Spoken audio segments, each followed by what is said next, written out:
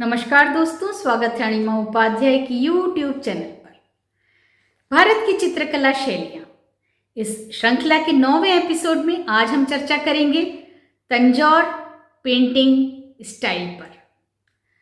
Tanjore school of art, जो दक्षिण भारत के तमिलनाडु राज्य के तंजौर शहर की पारंपरिक चित्रकला शैली है, ये भी कहा जा सकता है।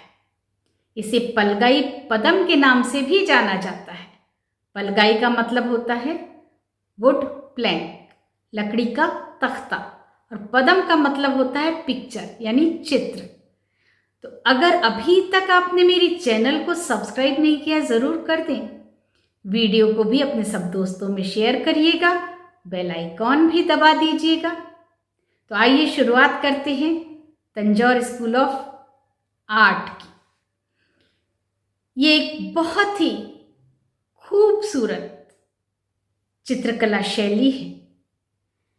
ये बहुत ही अनूठी और आश्चर्य से भर देने वाली चित्रकला शैली है। इस चित्रकला शैली में एम्बॉसिंग का प्रयोग सबसे ज़्यादा किया जाता है। एम्बॉसिंग, जिसमें कलाकार, चित्रकार चित्रों के कुछ हिस्सों को सतह से ऊपर उभार कर कुछ इस तरह से दिखलाते हैं कि पूरे चित्र को 3 डायमेंशनल इफेक्ट प्रदान हो जाता है। और रंग जो इसमें इस्तेमाल में लाए जाते हैं वो बहुत ही ब्राइट, बहुत ही शोक होते हैं। खासकर इन चित्रों में सुनहरे रंग का प्रयोग किया जाता है।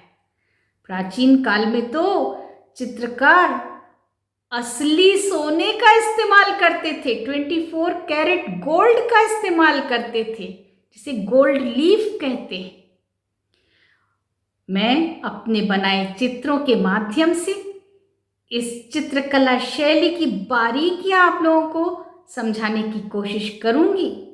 यहाँ आप देख सकते हैं कि मोर के चित्र में जो डॉट्स, रंगीन डॉट्स बनाए गए हैं, वो कलर से नहीं बनाते थे प्राचीन काल के चित्रकार, बल्कि उनमें सही के असली रत्न चिपकाए जाते थे, जैसे हीरा, पन्ना, पुखराज, रूबी इत्यादि। तो ये इस चित्रकला शैली की विशेषताएं थी। इसके अलावा लकड़ी के तख्ते पर जिस पर चित्र बनाते थे, उस पर पहले कपड़ा खींच कर चिपका दिया जाता था। फिर कपड़े को अच्छी तरह से चिकना और समतल बनाया जाता था, चौक के पेस्ट या चूने के पेस्ट को मलकर, और इसी को कहते हैं गैसो वर्क। तो इस चित्रकला शैली की जो विशेषताएं मैंने अभी बताई, उसमें एम्बॉसिंग का काम, गैसो वर्क, असली सोने का इस्तेमाल और रत्नों का इस्तेमाल होता था।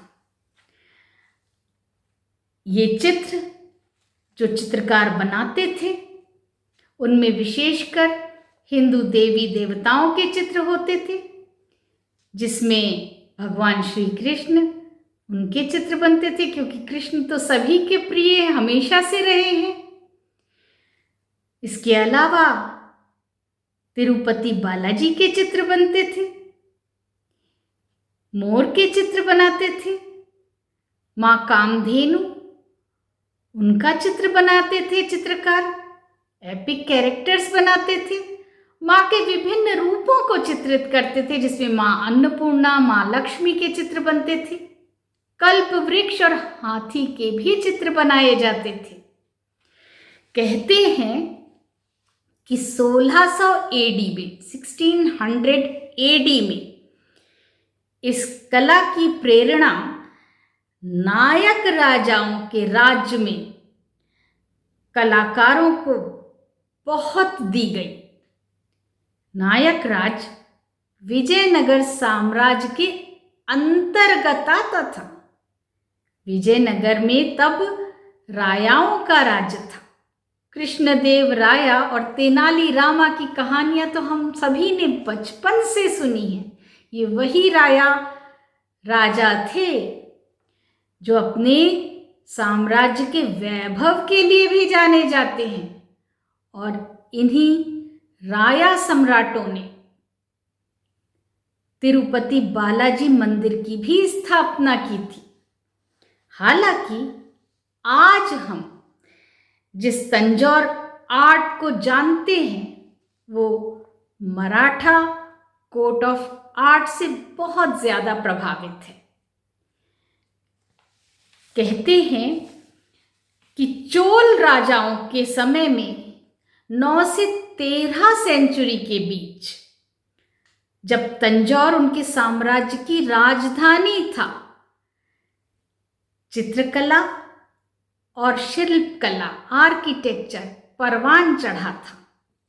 बृहदेश्वर मंदिर उसी समय काल का एक बेहतरीन नमूना है, जिसमें चोल और नायक काल की पेंटिंग्स का चित्रण आज भी मंदिर की छत और दीवारों पर दिखलाई पड़ता है।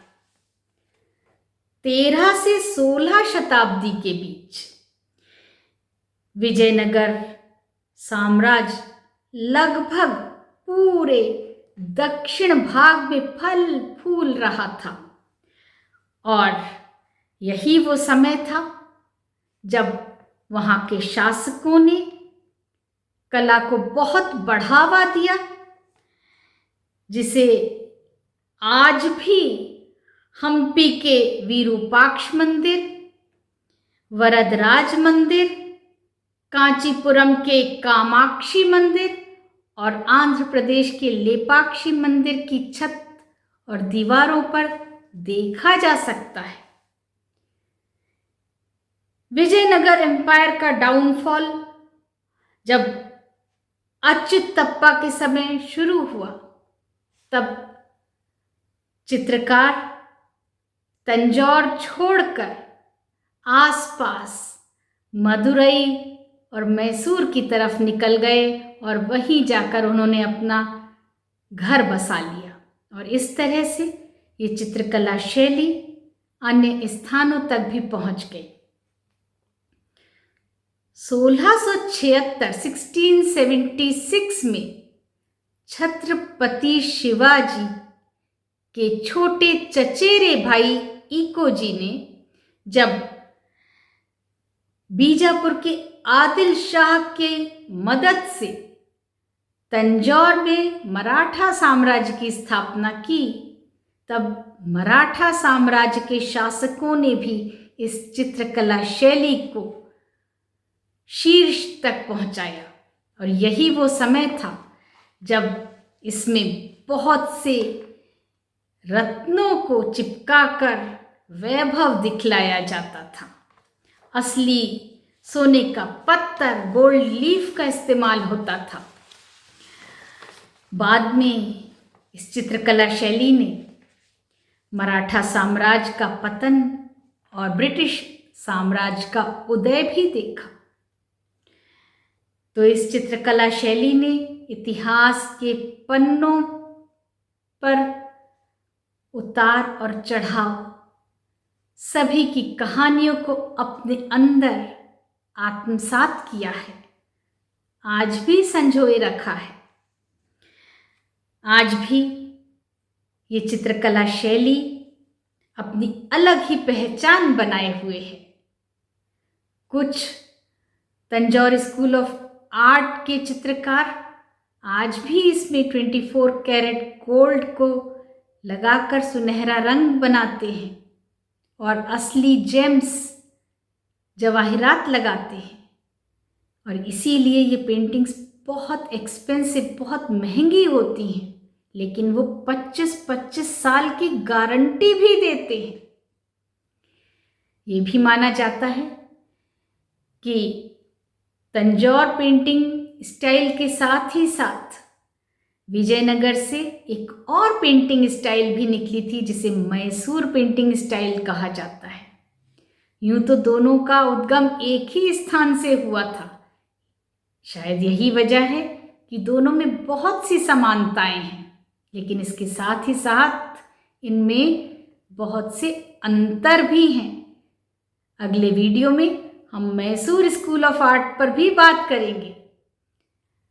ये चित्रकला शैली हमेशा जीवित रहे और हर किसी के घर की दीवारों को सुसज्जित कर सके, इसीलिए आजकल कलाकार 24 कैरेट गोल्ड की जगह सोने के पानी का इस्तेमाल करने लगे हैं और इसके साथ ही साथ वो सुनहरे रंग का भी इस्तेमाल करने लगे हैं। असली रत्नों की जगह सिंथेटिक जेम्स या रंगीन कांच के पत्थर, जिन्हें हम नग कहते हैं, उनका इस्तेमाल होने लगा है।